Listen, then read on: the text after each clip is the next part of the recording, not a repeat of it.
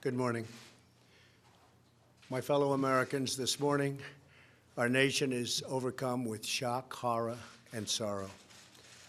This weekend, more than 80 people were killed or wounded in two evil attacks.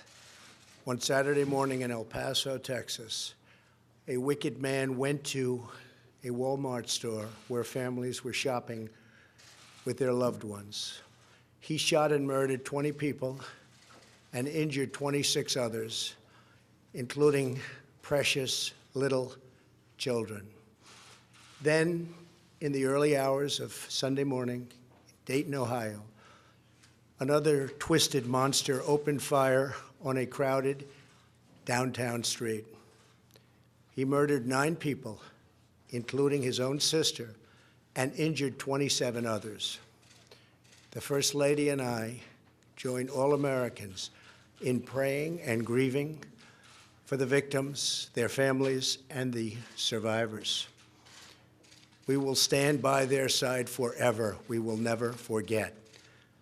These barbaric slaughters are an assault upon our communities, an attack upon our nation, and a crime against all of humanity.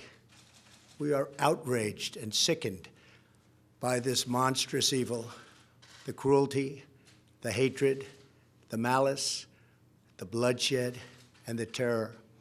Our hearts are shattered for every family whose parents, children, husbands, and wives were ripped from their arms and their lives. America weeps for the fallen. We are a loving nation, and our children are entitled to grow up in a just, peaceful, and loving society. Together, we lock arms to shoulder the grief. We ask God in heaven to ease the anguish of those who suffer, and we vow to act with urgent resolve. I want to thank the many law enforcement personnel who responded to these atrocities with the extraordinary grace and courage of American heroes. I have spoken with Texas Governor Greg Abbott and Ohio Governor Mike DeWine, as well as Mayor DeMargo of El Paso, Texas, and Mayor Nan Whaley of Dayton, Ohio, to express our profound sadness and unfailing support. Today, we also send the condolences of our nation to President Obrador of Mexico and all the people of Mexico for the loss of their citizens in the El Paso shooting. Terrible, terrible thing. I have also been in close contact with Attorney General Barr and FBI Director Wray. Federal authorities are on the ground, and I have directed them to provide any and all assistance required, whatever is needed. The shooter in El Paso posted a manifesto online consumed by racist hate. In one voice, our nation must condemn racism, bigotry, and white supremacy. These sinister ideologies must be defeated. Hate has no place in America. Hatred warps the mind, ravages the heart, and devours the soul. We have asked the FBI to identify all further resources they need to investigate and disrupt hate crimes and domestic terrorism, whatever they need. We must recognize that the internet has provided a dangerous avenue to radicalize disturbed minds and perform demented acts. We must shine light on the dark recesses of the internet and stop mass murders before they start. The internet, likewise, is used for human trafficking, illegal drug distribution, and so many other heinous crimes. The perils of the internet and social media cannot be ignored, and they will not be ignored. In the 2 decades since Columbine, our nation has watched with rising horror and dread as one mass shooting has followed another, over and over again, decade after decade. We cannot allow ourselves to feel powerless. we can and will stop this evil contagion. In that task, we must honor the sacred memory of those we have lost by acting as one people. Open wounds cannot heal if we are divided. We must seek real bipartisan solutions. We have to do that in a bipartisan manner that will truly make America safer and better for all. First, we must do a better job of identifying and acting on early warning signs. I am directing the Department of Justice to work in partnership with local, state, and federal agencies, as well as social media companies, to develop tools that can detect mass shooters before they strike. As an example, the monster in the Parkland High School in Florida had many red flags against him, and yet nobody took decisive action. Nobody did anything. Why not? Second, we must stop the glorification of violence in our society. This includes the gruesome and grisly video games that are now commonplace.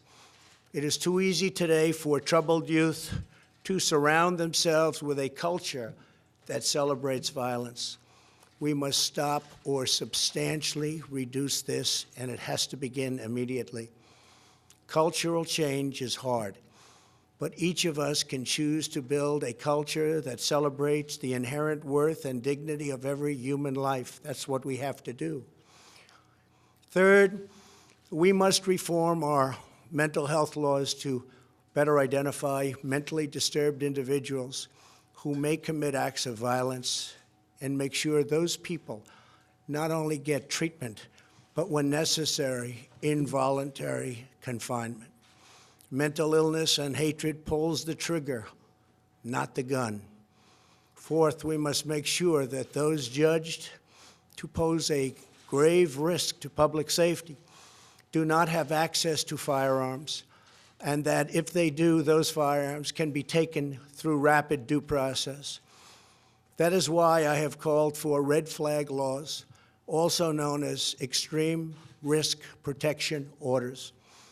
Today, I'm also directing the Department of Justice to propose legislation ensuring that those who commit hate crimes and mass murders face the death penalty, and that this capital punishment be delivered quickly, decisively, and without years of needless delay.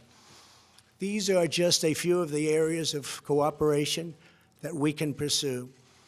I am open and ready to listen and discuss all ideas that will actually work and make a very big difference. Republicans and Democrats have proven that we can join together in a bipartisan fashion to address this plague.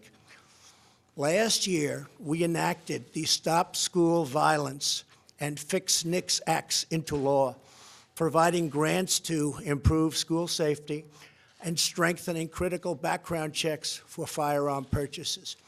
At my direction, the Department of Justice banned bump stocks. Last year, we prosecuted a record number of firearms offenses. But there is so much more that we have to do.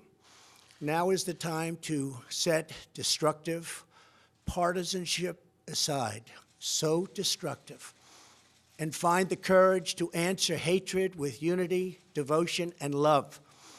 Our future is in our control. America will rise to the challenge. We will always have, and we always will, win. The choice is ours, and ours alone. It is not up to mentally ill monsters. It is up to us. If we are able to pass great legislation after all of these years, we will ensure that those who were attacked will not have died in vain. May God bless the memory of those who perished in Toledo. And may God protect them. May God protect all of those from Texas to Ohio. May God bless